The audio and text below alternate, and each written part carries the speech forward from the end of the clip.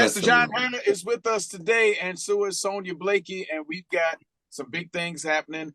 Thank God for Pastor John Hanna. He is friend 1390, and I think I said a little earlier that he needs no introduction. This is his city, and this is his radio station. Me and Sonya just happen to work here.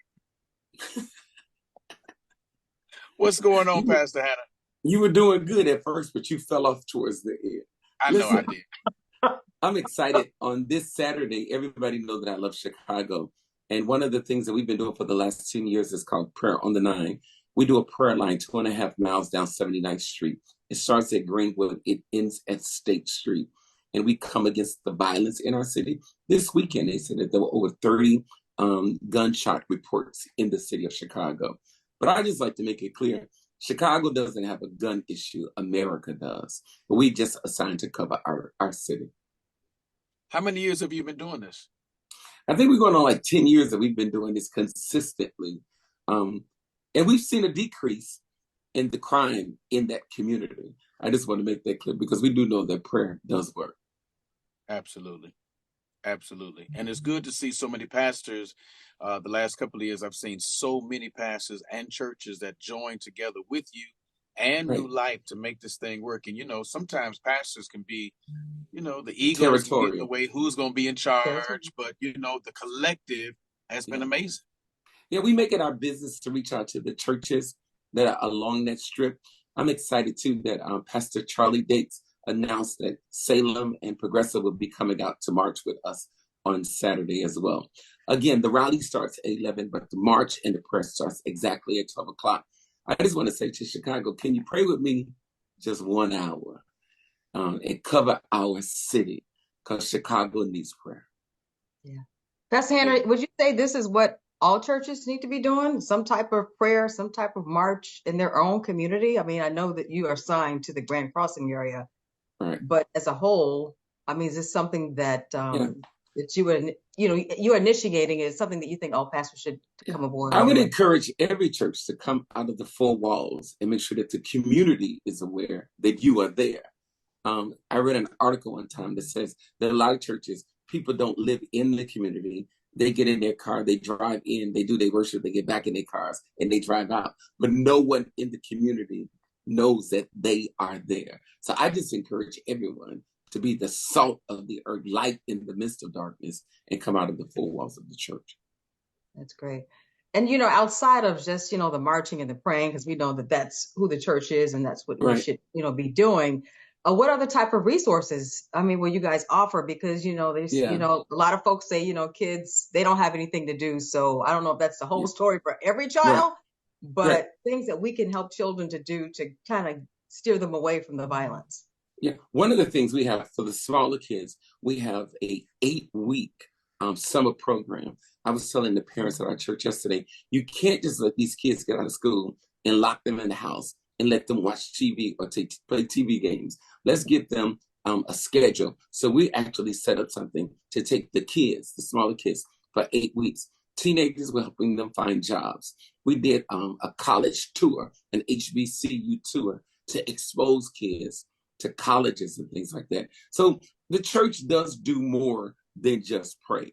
But we have to remember something, but we can't do everything. So we do what we can. We have job readiness programs. We do what we can. But again, I repeat, we can't do everything, but we can connect with the resources to make sure that they get them.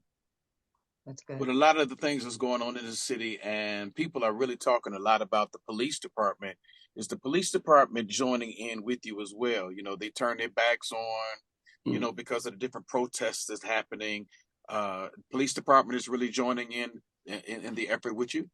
I have no complaints with our chief, with the department in our community, our aldermen. One of the things that we make it our business is to connect with the commanders and those in the community. No, you have to build relationships. And when you build those relationships, you get the benefits of those relationships. Yeah, that's good stuff. Because, just with me, looking at your ministry outside of just prayer on the nine, like you show up in the community outside of prayer on the nine. So it's not a surprise to the community when you do the prayer on the nine. Just talk about the essence of doing things, not just prayer on the line, but just things, you know, you have your 24-hour prayer. There's things that you are already doing. So it's not a surprise to the community when you come out. Yeah, we live by the motto, find a need and then meet it. There's a senior living facility around the corner, and I found out that some of them were complaining about the way we were parking our cars. I was like, why didn't they call me? So I intentionally went around there and sent a team around there on Mother's Day and gave every single mother some roses. I went around there and told them when the summer comes, I'm going to have a barbecue for the senior living facility. Wow. We will not be your problem. Yeah. We are determined to be a blessing to this community. That's good. Making a difference. Yeah. I mean, I want to build the kind of relationship that if there is a problem, you don't need to call the city, you don't need to call the police. If I'm the problem, call me and let me see how I can fix it. That's building, again, relationships. That's good. Awesome. That makes you a great pastor in the community, and that's why the city of Chicago loves you. West side, south side, north side, east side. All sides. Suburbs. All sides. They love John Hannah. I mean, I am from Chicago, and I make that you clear. have evolved into being, you know, like a lot of our fathers are going. Pastor Evans, Pastor Hinton, Pastor Campbell, Bishop Ellis. But now, look at what the Lord has blessed us with. Father John Hannah. We now have to sit in those seats. That is crazy to me. That younger generation is looking towards us to sit in those seats. And we used to reluctantly push them back because we wanted to stay humble.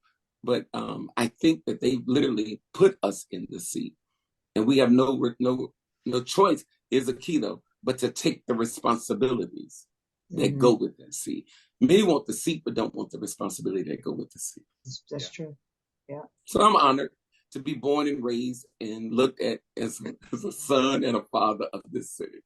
Yeah. All in one. That's funny to me. That's amazing. So prayer on the 9, give us the details. Hopefully you'll rally some of the young folks to come and lead the way as well. Prayer on the 9. Yeah. Again, it's this Saturday. The rally will be from 11 to 12. The march will start exactly at 12. The rally will be on the corner of 79th and Greenwood. And then we'll begin to walk west, going towards the Dan Ryan Expressway. We're asking everyone to wear a red top. The red symbolizes two things: the blood that has been shed in our city, and we believe that the blood of Christ still covers. If you want more information, you can go to our website, newlifesoutheast.org, and get all the information. But I look forward to walking and praying with you all. Thank you, Pastor Hannah. Thank you, Sonya Blakey, on this Inspiration 1390. It's a great day.